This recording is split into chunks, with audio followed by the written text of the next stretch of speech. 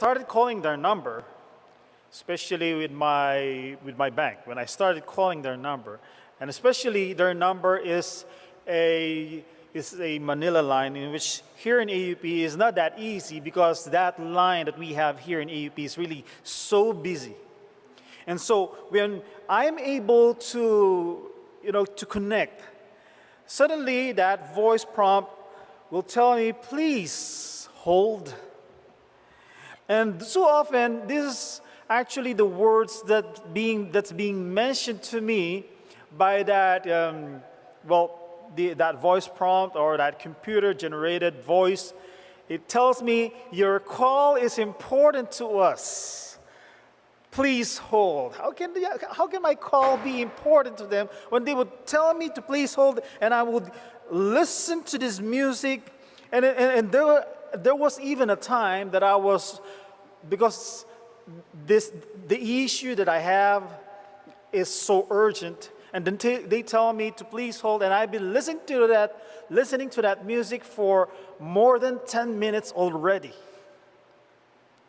And then when that music ends, they will tell me again, please hold. So what do you do?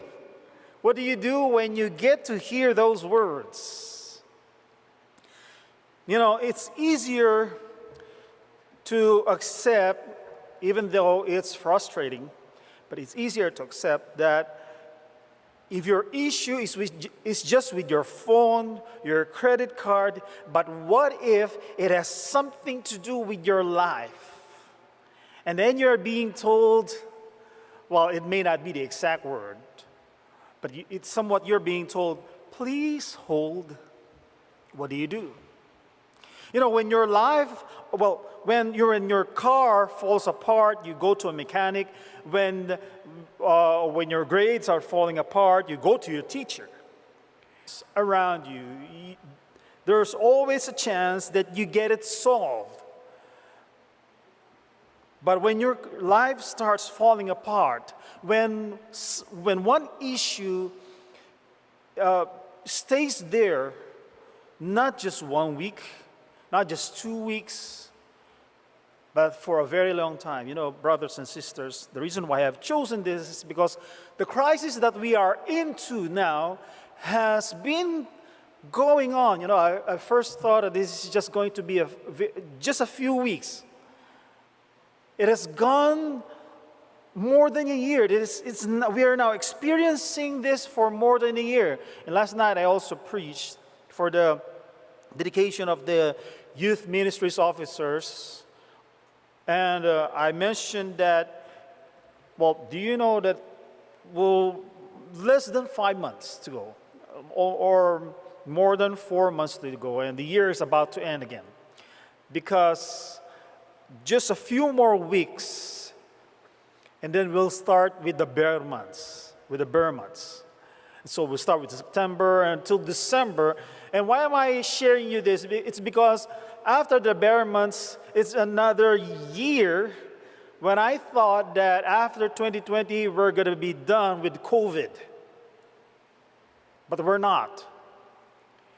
And then we reached 2021, and now we've gone beyond halfway of 2021, and we're now almost about to have the year end in just roughly around 4 months. There are some people, let me share with you some stories in the Bible where people have been put on hold, and you'll be surprised how long it took them. How long it took for them to get the answer to get the what they were waiting for. For example, Abraham and Sarah, they waited 25 years before Isaac was born. Isaac and Rebekah, they waited 20 years before they had twins. David had to wait 15 years before he became king. And Joseph had to wait 2 years before he was set free. Joseph it's not just 2 years. It was only 2 years that he was in prison and before he was set free. But from the time that his brothers sold him to the Midianites to the time that they met again, that was more than 10 years. That was more than 10 years. It took him that long before he last saw his father and his beloved brother Benjamin until the time that they saw each other again. And so, Old Testament people are not new to being put on hold. In fact, the book of Hebrews tells us in Hebrews 11:39, it says there that the people, the heroes of faith in Hebrews 11, it says in verse 39, and all this having obtained a good testimony through faith, did not receive the promise. They did not receive the promise, but they kept the faith. Why does God allow bad things to happen to us anyway? And then puts us on hold. First, He wants us to grow. He wants us to grow in our faith. You see, when you are waiting on the Lord, it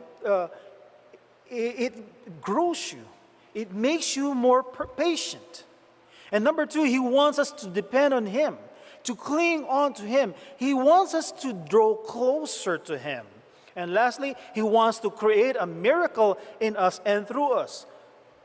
I don't know why, but I take that, I trust God that the reason why it took 12 years before that woman was healed is because at the right time, in the fullness of time, God had to use that to strengthen her faith and to teach a lesson to those, the multitude that was there.